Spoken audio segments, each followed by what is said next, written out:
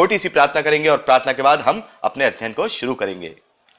Hallelujah. धन्यवाद पिता परमेश्वर, हम तेरा धन्यवाद करते हैं तेरे अद्भुत प्रेम के लिए, तेरे अनुग्रह के लिए जो तूने अपने इकलौते को देकर हम पर प्रकट किया। प्रभु पिता परमेश्वर, हम यहां पर अब तेरे वचनों का अध्ययन करने जा रहे हैं, जो कि तेरी ही कृपा है कि जो हम कर पा रहे हैं। पिता परमेश्वर, होने दे प्रभु, इस पूरे कार्यक्रम को मैं तेरे हाथों में सौंपता हूं। प्रभु तू मेरी सहायता कर, मेरी अगुवाई कर, और जो लोग सुनते हैं तू भी उनकी सहायता और अगुवाई कर, ताकि वो उन कानों से सुने कि जिन कानों से सीधे उनके हृदय में तेरा वचन वास करे, और वो तेरे ग्रहण योग्य बने और तेरे उस अनंत विरास के वारिस बन सकें, अनंत मिरास के वारिस बन सकें, जो अनंत मिरास, अनंत जीवन तूने उनके लिए पहले से ही ठहरा दिया था। तो सारा आदर महिमा देते हैं, इन सारी चीजों को तेरे हाथों में सौंपते हैं। प्रार्थना को यीशु के सामर्थी नाम में मांगते हैं, आमीन। तो अब समय है दोस्तों कि अब हम मत्ती का सुसमाचार 5वां अध्याय उसके 43वें वचन से लेकर के 48वें वचन तक अध्ययन करेंगे। तो आप फिर से बाइबल निकाल लीजिए, अगर आपके पास है तो पॉज कर दीजिए, पॉज करके 43वें वचन से लेकर के 48वें वचन को अच्छे से पढ़ लीजिए। आशा है आपने इसे पढ़ लिया होगा। प्रभु आपको आशीष दे। तो दोस्तों, यहां पर भी एक बहुत ही प्यारी शिक्षा है जो आज हम प्रभु यीशु मसीह के लिए सुनते हैं। प्रभु यीशु मसीह ने जो ये शिक्षा दी है, यह शिक्षा आपको किसी और जगह नहीं मिलेगी। और अभी हमने पढ़ा 38वें वचन से लेकर 42वें वचन तक, प्रभु यीशु मसीह कहते हैं कि तुम बदला मत लो, किसी से प्रतिशोध मत लो और बुराई का सामना मत करो।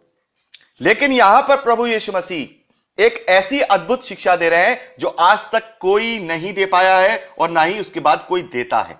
प्रभु यीशु मसीह कहते हैं, और यह जो शिक्षा है यह परमेश्वर की ओर की ही शिक्षा है, क्योंकि परमेश्वर समान रूप से सबसे प्रेम करते हैं। 43वां वचन, तुम सुन चुके हो कि कहा गया था अपने पड़ोसी से प्रेम रखना और अपने बैरी से बैर। तो पुरानी व्यवस्था में यह कहा गया था कि तुम अपने प्रेम रखने वालों से तो प्रेम रखना और तुम अपने बैरियों से बैर रखना, जो तुमसे बैर रखते हैं। और यही तमाम शिक्षाएं हमें बताती हैं कि उसने उसका वध कर दिया, उसने उसको समाज से बचा लिया, उसने ये कर दिया, उसने वो कर दिया।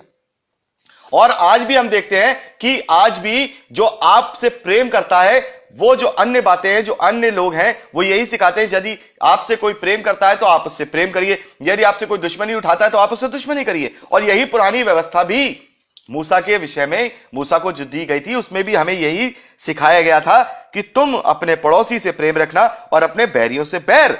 लेकिन प्रभु यीशु मसीह यहां पर फिर से एक नई आज्ञा दे रहे हैं 44वें वचन में, परंतु मैं यानी प्रभु यीशु मसीह तुमसे यह कहता हूं कि अपने बैरियों से प्रेम रखो और अपने सताने वालों के लिए प्रार्थना करो, जिससे तुम अपने स्वर्गीय पिता की संतान ठहरोगे, क्योंकि वह भले और बुरे दोनों पर अपना सूर्य उदय करता है और धर्मी और अधर्मी दोनों पर अपना मेह बरसाता है।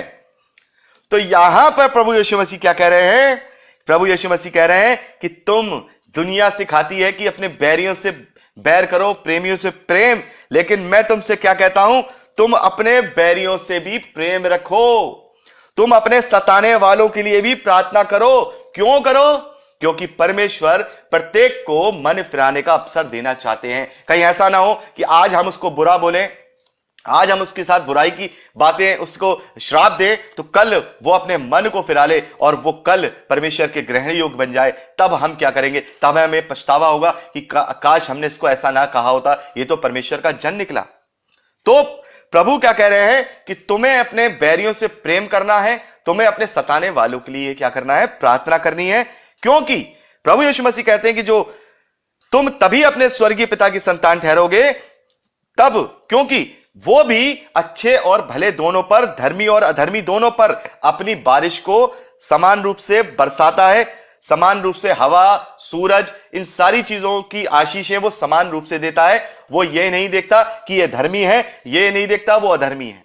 उसने इस धरती पर जब भी मनुष्य को पैदा किया है तो उसको अपने प्रेम के अनुसार बराबर से एक सी नजर से देखता है। तो तुम्हें भी क्या करना है? अपने पड़ोसी से अपने समान प्रेम रखना है। इसलिए तुम्हें किसी से बैर नहीं रखना, बल्कि उसके लिए प्रार्थना को करना है। और इसी कारण इस पूरी दुनिया के अंदर जो सबसे ज्यादा शांति प्रिय लोग हैं वो मसीही लोग होते हैं, सबसे ज्यादा क्षमा करने वाले जो लोग होते हैं वो मसीही लोग होते हैं, और यही क्वालिटीज परमेश्वर की ओर से होती हैं। देखिए, परमेश्वर भी क्या कर रहा है, अपने सताने वालों के साथ भी, जो उसके विरोध में कार्य कर रहे हैं, उनको भी बारिश दे रहा है, उनके ऊपर भी सूर्य उदय कर रहा है, उनको भी हवा पानी दे रहा है, उनके भी जो कारोबार में जो है हर चीज मिल रही है, वो कमा रहे हैं, हर चीज खा रहे हैं, पी रहे हैं, उनको भी खाना मुहैया करा रहा है।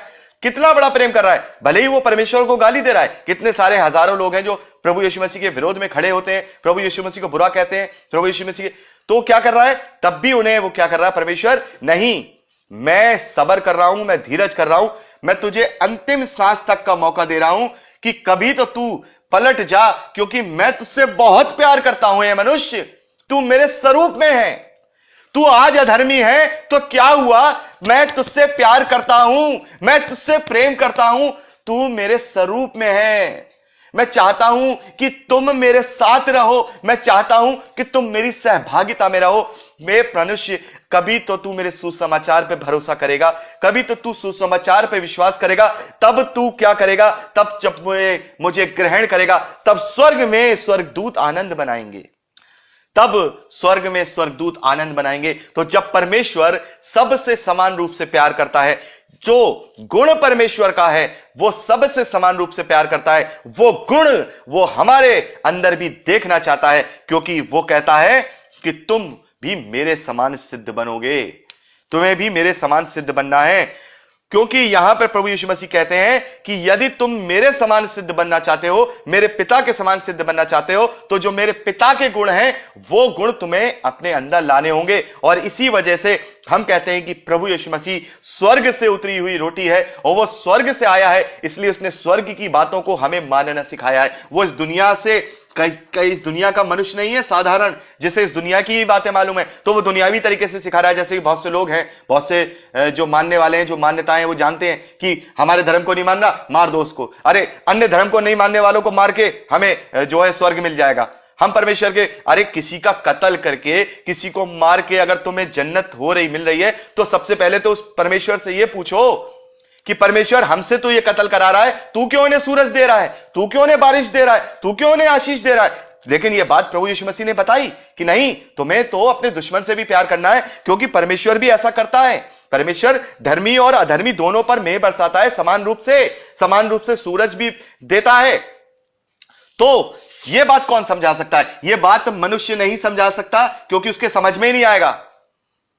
यह बात तो स्वर्ग से उतरी हुई रोटी, यानी स्वर्ग से आया हुआ परमेश्वर के स्वरूप में, परमेश्वर की श्रेष्ठता में, परमेश्वर की समानता में जो है, जो परमेश्वर स्वयं है, वही हमें बता सकता है। तो यह शिक्षा ऐसी शिक्षा है जिससे यह 100% प्रूफ होता है कि यह शिक्षा संसार की ना हो करके स्वर्गीय शिक्षा है। तो प्रभु यीशु मसीह कहते हैं कि तुम अपने शत्रुओं से भी प्रेम करो। हम एक गाना गाते हैं ना कि गैरों से तो एक गाना है कि प्यार करना, अपनों से तो सब प्यार करना सभी सिखाते हैं, पर अपने विरोधियों से प्यार करना मसीहा सिखाते हैं। तो हमारे मसीहा अपने विरोधियों से प्यार करना इसलिए सिखाते हैं क्योंकि हमारा परमेश्वर उनसे भी समान रूप से प्यार करता है। आखिरी सांस तक वो कोशिश करता है। अरे उसने तो इतनी बड़ी कोशिश की कि अपने इकलौते पुत्र को भी दे दिया कि जो कोई इस पर विश्वास करे वो नाश ना हो परंतु अनंत जीवन पाए। तो हमें इस प्रेम को समझना होगा। परमेश्वर के इस प्रेम को जो समझ लेगा वो मसीहत को समझ लेगा, वो प्रभु यीशु मसीह के आने को समझ लेगा, वो प्रभु यीशु मसीह के बलिदान को समझ लेगा। फिर वो हंसी नहीं उड़ाएगा, वो ठट्टों में नहीं ले जाएगा, वो समझेगा। हाँ, एक बार सोचो कि परमेश्वर कैसा अद्भुत प्रेम कर रहा है। वो धर्मियों से भी प्रेम कर रहा है, धर्मियों से भी प्रेम कर रहा है। इसलिए तो उसने हमें आज्ञा दी कि तुम्हें अपने दुश्मनों से भी प्रेम करना है, क्योंकि मैं भी तो अपने दुश्मनों से प्रेम कर रहा हूं, समय दे रहा हूं। जब तक इस धरती पे आखिरी सांस उनकी है, मैं उन्हें अवसर दे रहा हूं कि वो अपने मन को फिरा ले। तो मैं आप सबको भी, जो लोग अपने मनों को अभी तक नहीं फिरा पाए, आप सबको, मैं सबके लिए नहीं कह रहा, लेकिन जो कोई हो सकता है अभी तक अपने मन को फिराना पाए, मैं उन्हें स्वागत करता हूं, वो अपने मनों को फिराएं। जैसे प्रभु यीशु मसीह ने ये शिक्षाएं दी हैं। ये शिक्षाएं धरती के लोगों की, धरती की फिलॉसफी की, धरती की शिक्षाएं नहीं है। ये शिक्षाएं परमेश्वर की ओर से हैं, और ये जो शिक्षाएं हैं ये परमेश्वर की ओर से ही हमें बताई गई हैं, क्योंकि ये परमेश्वर की ओर से ही लगती हैं। और यहां पर 46वें वचन में प्रभु कहते हैं, क्योंकि यदि तुम अपने प्रेम रखने वालों से ही प्रेम रखो तो तुम्हारे लिए क्या फल होगा? क्या महसूल लेने वाले भी ऐसा नहीं करते?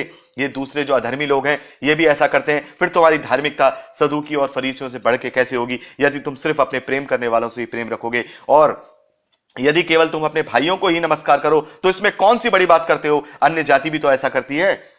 इसलिए तुम्हें चाहिए कि तुम सिद्ध बनो कि जैसा तुम्हारा स्वर्गीय पिता सिद्ध है, क्योंकि हम उसके स्वरूप में हैं। इसलिए प्रभु यीशु मसीह भी चाहते हैं कि जब ये मेरे स्वरूप में है, जब मेरे पिता के स्वरूप में है, तो जो मेरे और मेरे पिता के जो गुण हैं वो भी मेरे भाई बहनों में आ जाएं, उन गुणों को वो ग्रहण कर ले। इसी से हम पिता के समान सिद्ध हो सकते हैं। तो अभी हमने 5वां अध्याय पूरा कर लिया है और मैं अब अगली क्लिपिंग में हम 6ठे अध्याय से शुरू करेंगे। दोस्तों, यदि आपको ये प्रचार पसंद आया है तो प्लीज शेयर जरूर करिए, और अगर आप चाहते हैं कि हमारे और भी वीडियो देखना जो हमने अपलोड किए हैं और जो हम आगे अपलोड करेंगे, तो आप हमारे चैनल को सब्सक्राइब कर लीजिए और वहां बेल आइकन है उसे टच करिए, ताकि जब भी हम नया वीडियो डालें वो नोटिफिकेशन आप तक जरूर पहुंचे। तो दोस्तों, आज के लिए इतना ही। परमेश्वर आपको सुरक्षित रखे, आप आनंदित रहें, परमेश्वर में आशीष पाएं और बढ़ते जाएं। यीशु के सामर्थी नाम में आमीन। Praise the Lord. जय मसीह।